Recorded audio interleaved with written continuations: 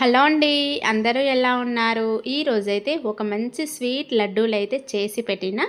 ఇదైతే శ్రీరామ నవమి దగ్గరైతే వస్తుంది కదా! మళ్ళా ఆ శ్రీరామ నవమి రోజైతే శ్రీరామునికి చాలా ప్రీతికరమైన లడ్డూలైతే నైవేద్యంగా చేసి పెట్టండి. చాలా చాలా బాగుంటుంది. టేస్ట్ కూడా అయితే చాలా బాగుంటుంది. చూడండి, నేనైతే ఇక్కడ ఒక 3 లడ్డూలు మాత్రమే చేసి అయితే పెట్టిన. మరి ఈ లడ్డూలు ఏ విధంగా చేసిన అనేది నా వీడియో అయితే ఇక్కడ స్కిప్ చేయకుండా అయితే చూడండి, ఓకేనా? మరి లేట్ చేయకుండా ఈ వీడియో అయితే చూడండి. ముందుగా నా వీడియోకి అయితే ఒక లైక్ ఇవ్వండి ఫ్రెండ్స్, ఓకేనా? చూడండి మొత్తం. ఇక్కడైతే ఒక గిన్నె అయితే తీసుకున్నా. ఇప్పుడు గిన్నెలో ఒక 2 గ్లాసుల రేషన్ బియ్యం అయితే తీసుకుంటున్నా. రేషన్ బియ్యం అయితే ఈ లడ్డూల్లో టేస్ట్ బాగుంటుందండి. నార్మల్ బియ్యం కంటే రేషన్ బియ్యం లడ్డూలే చాలా బాగుంటుంది. ఇంకా నేనైతే ఇక్కడ 2 గ్లాసులు అయితే తీసుకున్నా. తర్వాత ఈ బియ్యాన్ని ఒక 2 సార్లు శుభ్రంగా అయితే కడుక్కోవాలి. ఎందుకు అనంటే రేషన్ బియ్యంలో దుమ్ము ఎక్కువగా ఉంటుంది కాబట్టి ఒక 2 సార్లు కడుక్కుంటే సరిపోతుంది. తర్వాత ఇప్పుడు ఈ వాటర్ని అయితే కిందికి అయితే వంపేసుకోవాలి. ఈ విధంగా నేనైతే 2 సార్లు అయితే శుభ్రంగా కడుక్కున్నా. తర్వాత ఒక చెంబు నీళ్లు పోసుకున్న తర్వాత ఒక నైట్ అన్న నానబెట్టుకోవచ్చు, లేదంటే ఒక 5-6 గంటలు అయితే నానబెట్టుకోవాలి. నేనైతే ఒక 5-6 గంటలు అయితే నానబెట్టుకుంటున్నా మూత పెట్టుకొని. చూడండి, ఇక్కడ నేను 4-5 గంటల తర్వాత బియ్యం అయితే మంచిగా అయితే నానాయి. ఇప్పుడు ఈ బియ్యాన్ని ఒక్క చుక్క వాటర్ లేకుండా ఒక కాటన్ బట్ట మీద అయితే పోసుకోవాలి. ఈ విధంగా అయితే మొత్తం అయితే బియ్యం పరుచుకోవాలి. ఇవి ఎండలో పెట్టొద్దు, ఫ్యాన్ గాలికి ఆరబెట్టుకోవాలి. జస్ట్ వాటర్ లేకుండా ఆరబెట్టుకోవాలి. నేనైతే జస్ట్ ఒక 5 నిమిషాల్లో చూసే వాటర్ అయితే మొత్తం అయితే ఇంకిపోయినాయి. చూసిన మంచిగా అయితే ఫ్యాన్ గాలికి ఆరిపోయినాయి. ఈ విధంగా అయితే ఆరబెట్టుకోవాలి. ఇప్పుడు ఈ బియ్యాన్ని అన్నిటినీ ఒక మిక్సీ జార్లో అయితే వేసుకోవాలి. ఇప్పుడు నేను మిక్సీ అయితే పట్టుకుంటున్నా. చూడండి, ఇప్పుడు మిక్సీ పట్టుకున్న తర్వాత చూడండి, ఇంకా ఈ విధంగా పిండి అయితే రెడీ చేసుకోవాలి. ఇప్పుడు ఈ పిండిని ఒక జల్లెల్లోకి అయితే జల్లించుకోవాలి. కంపల్సరీ అయితే జల్లించుకోవాలి. ఎందుకు అనంటే మనము మిక్సీ పట్టుకున్నది కొంచెం రవ్వ ఉంటుంది కదా, అందుకోసమని అది వేసుకోకుండా చూసుకోవాలి. అది రవ్వ ఉన్నట్లయితే లడ్డూలు అనేది అంత మంచిగా రాదు, అందుకోసమని రవ్వ లేకుండా జల్లించుకోవాలి. ఇప్పుడైతే చూసిండ్రు కదా, ఇంక ఇప్పుడైతే రవ్వ అనేది సపరేట్ అయిపోయింది కదా. ఇప్పుడు దీన్ని అయితే పక్కనైతే పెట్టుకుందాము. ఇప్పుడు ప్లేట్లకు పిండి పడింది కదా, ఇప్పుడు ఈ పిండితోటైతే మనం లడ్డూలు అయితే చేసుకోవాలి. తర్వాత ఇప్పుడు ఒక స్టవ్ ఆన్ చేసుకొని ఒక చిన్న బాండీ అయితే పెట్టుకోవాలి. తర్వాత 1 టేబుల్ స్పూను నెయ్యి వేసుకోవాలి. ఇప్పుడు నెయ్యిలో ఎండు కొబ్బరి ముక్కలు అయితే వేసుకోవాలి. ఒక గుప్పెడు వేసుకుంటే సరిపోతుంది.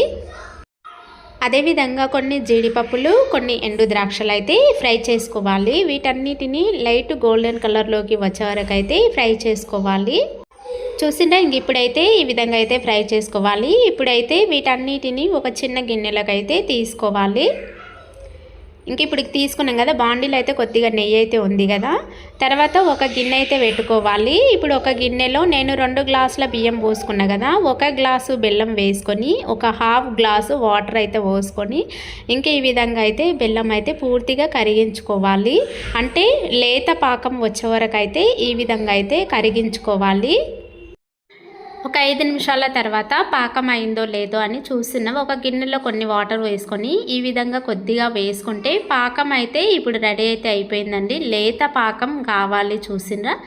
ఇప్పుడైతే నేనైతే ఇంకా బియ్యం పిండి అయితే వేసుకుంటున్నా. పాకం రెడీ అయిపోయింది కదా, ఈ పిండి కొద్దిగా వేసుకుంటూ కలుపుకోవాలి. యాక్చువల్గా ఇది ఒకరు వేస్తుంటే ఒకరైతే కలుపుకోవాలి.